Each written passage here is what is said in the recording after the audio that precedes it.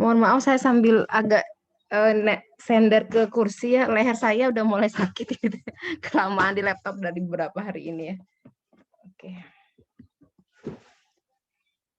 Ya. Kita mulai ya. Bismillahirrahmanirrahim. Assalamualaikum warahmatullahi wabarakatuh. Alhamdulillah pada bangun semua ya. Oke. Saya lanjutkan materinya ke XML ya. Semoga terlihat slide saya. Nah, sudah terlihat semua, Dek? Sudah, Bu. Ya. XML, Extensible Markup Language. Kalau kemarin kita sebelumnya pernah belajar HTML, XHTML, sekarang kita coba lihat ya. Sebenarnya XML itu apa sih gitu ya? Oke. Nah, Dek, saya mau nanya nih, kalau kemarin kalian membuat suatu tag HTML, itu tagnya boleh nggak sih kita definisikan gini dalam tag HTML, INF gitu ya. Terus tag penutupnya INF gitu. Boleh ya? Kalau dalam HTML? Boleh? Halo? Kita ngomongin HTML dulu nih. Boleh nggak saya menentukan seperti ini? Kalau tag HTML. Boleh? Boleh, Bu. Boleh tuh? Hah? Boleh. Di HTML boleh seperti ini? Ini outputnya apa? INF. Nama elemennya INF. Oh, nggak ada ya, Bu? Nggak ada, iya, nggak ada. Tapi kalau di XML ini boleh-boleh aja, gitu ya. Nah, oke. Ini perbedaan secara signifikan ya. Kalau HTML itu menyatakan bagaimana teks ditampilkan di browser. Kalau XML lebih ke arah arti di tiap katanya. Ya, HTML menampilkan cara menampilkan saja. Kalau XML mirip seperti analoginya database, nyimpen data. Nanti di praktikum akan saya jelaskan ya bagaimana contoh multimedia atau sesuatu yang web gitu ya menggunakan XML ya untuk nyimpen data. HTML sintaknya lebih leluasa, sintak ya. XML lebih kaku. Maksudnya gini, di HTML kita boleh kemarin misalnya HTML besar gitu ya, uppercase. Kemudian tutupnya lowercase itu sah-sah aja, tetap bisa dijalankan gitu ya. Tapi kalau XML nggak bisa, dia agak kaku sintaknya ya. Nah, kalau HTML tag-nya itu dibatasi kayak tadi. Ada Mercube, P, BI, dan seterusnya. Nggak mungkin kita memberikan tag HTML itu INF, nggak bisa. Gitu ya. Tapi kalau XML, tag-nya tidak dibatasi. Jadi bebas. Kalian mau pakai apapun bebas. Ya.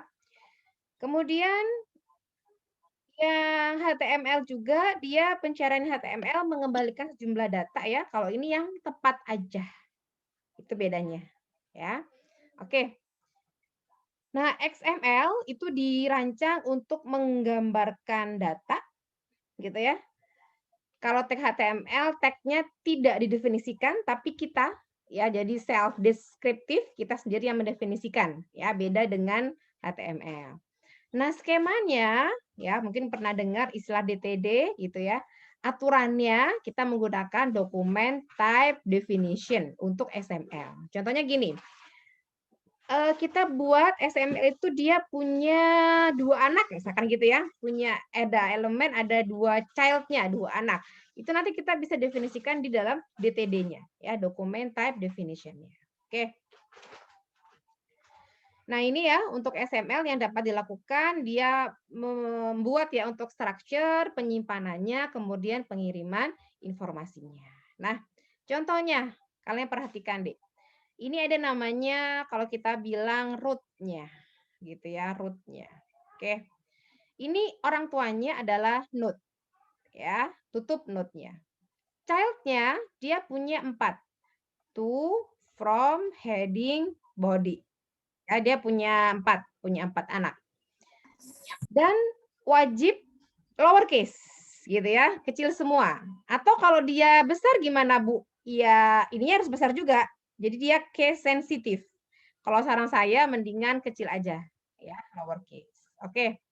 Nah, ini kegunaannya, Dek. Jadi memisahkan data dari tag HTML bisa untuk pertukaran data meskipun berbeda platform. Contohnya gini.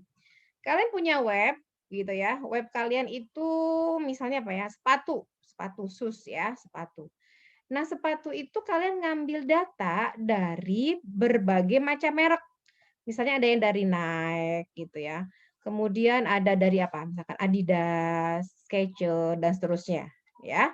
Misalnya ketika di dalam webnya Nike ini ada diskon, kita bisa bertukar informasi nih di webnya kita menggunakan SML.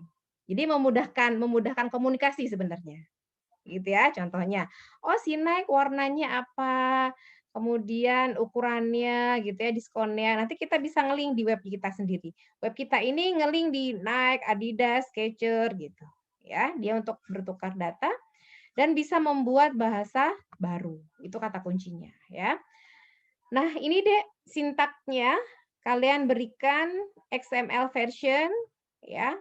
Encodingnya kita menggunakan yang ISO 88591 ya. Kemudian untuk deklarasinya tadi sudah jelaskan ya di awal ada root element, ada child, kalau dia punya anak lagi namanya subchild ya. Oke. Ini aturannya, Dek. Semua elemen XML harus wajib ya ada tag penutupnya. Dia sifatnya case sensitif. Semua elemen harus dibuat bersarang kata kuncinya. Ya. Kemudian harus mempunyai elemen root dan setiap atribut wajib diberikan kutip 2. Oke, contoh. Nah, ini ya basic skemanya. Ada root, ada child sama subchild. Itu bentuk dasarnya ya. Kita lihat di sini ya. Oke, kalian perhatikan. Ini kira-kira salah kalau kita jalankan ya. Kenapa, Dek, salahnya? Ini udah benar. Note udah, Bu, dia punya atribut. Apa salahnya kira-kira? Dia menunjuk ke sini. Ada yang bisa menjelaskan? Ageng? Halo? Atau boleh Ageng gimana? Kira-kira salahnya di mana?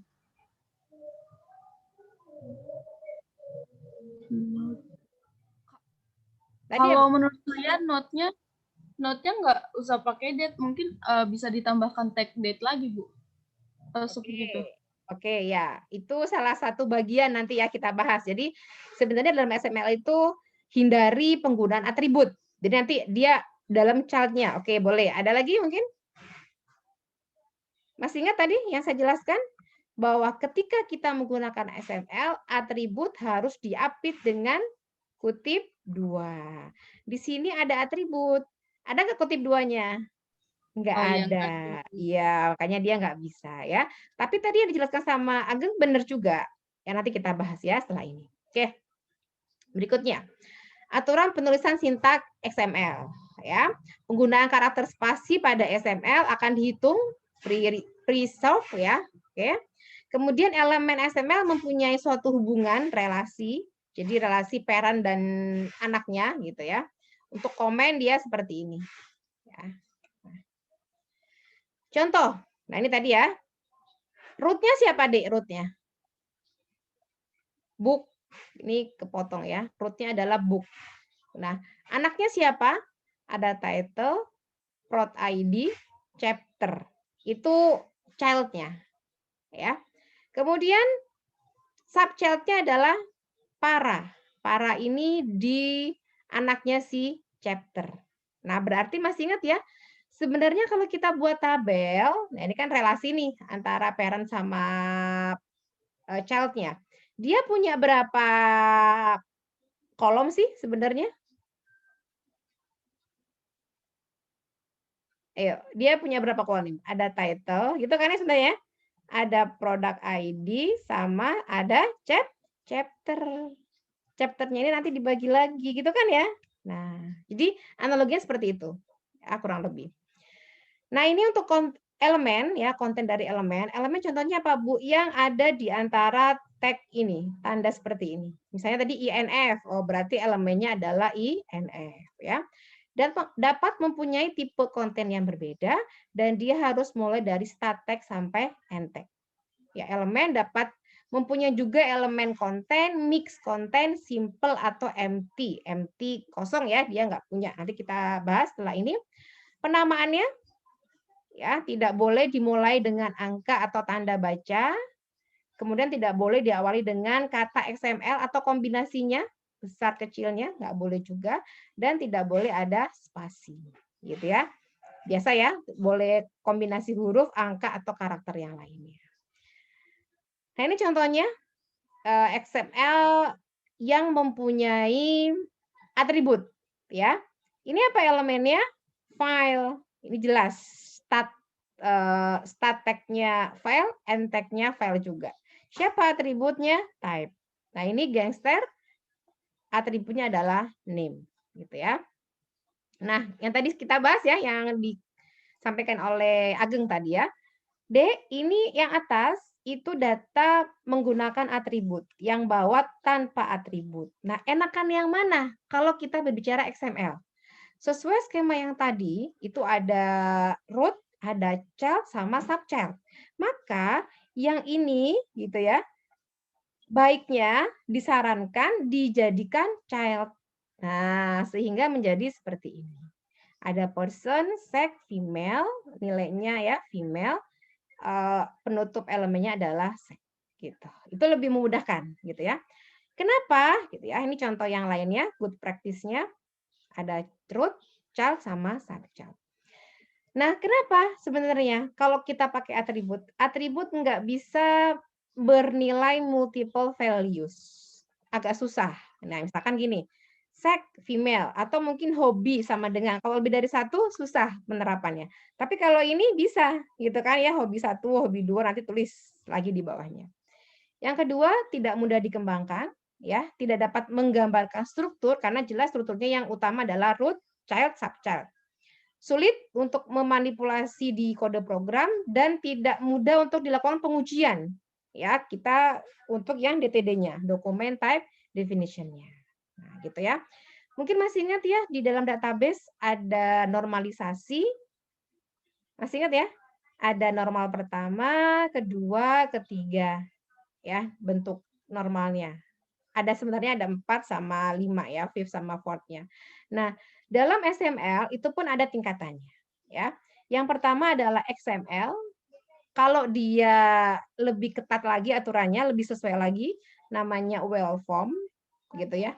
Kalau dia lebih lagi, 3NF-nya gitu ya, namanya valid. Nah, maksudnya apa? Kalau well form, dia memenuhi aturan tulisan tag kayak tadi. Huruf kecil, kemudian tidak boleh ada spasi di awal, dan seterusnya aturannya. Kalau valid, dia sudah well form, dan dia memenuhi aturan document type definition. Itu bedanya. Ya. Oke, yang pertama kita lihat. Syaratnya, tag harus berpasangan, nggak boleh overlapping. Oke, kalian lihat di sini. Contoh yang atas, root-nya adalah A. End root-nya A. Udah jelas, bener. Ya, seperti ini. Contoh yang nggak valid, root-nya A. End root-nya malah B. Walaupun ini kalau dalam HTML bisa dijalankan, tapi dalam XML dia tidak bisa. Gitu ya.